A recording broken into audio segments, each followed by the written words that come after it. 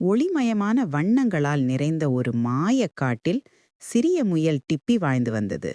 டிப்பிக்கு ஒரே ஒரு கனவு, வானத்தில் மிதந்து மேகங்களை தொடுவது. தினமும் அது மேலே பார்த்தது. ஓ, ஒரு நாள் நான் அங்கே இருப்பேன் என்று முணுமுணுத்தது.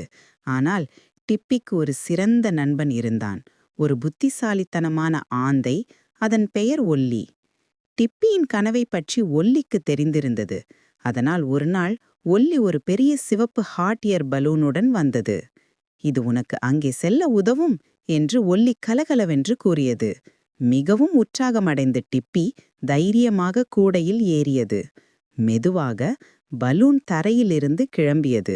மேலும் டிப்பி மேலே மற்றும் மேலே மிதக்கத் தொடங்கியது. நான் பறக்கிறேன் என்று டிப்பி மகிழ்ச்சியுடன் கத்தியது. காடு ஒரு சிறிய பச்சை புள்ளியாக மாறியது.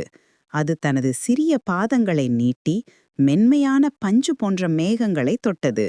நான் அதை செய்துவிட்டேன் என்று அது பெருமையுடன் சிரித்தது. டிப்பி வீடு திரும்பும்போது அது காட்டில் உள்ள மற்ற அனைத்து விலங்குகளுக்கும் சாகசத்தை பற்றி உற்சாகமாக சொன்னது. அதனால் அனைவரும் டிப்பிக்கு ஒரு பெரிய கைத்தட்டல் கொடுத்தனர்.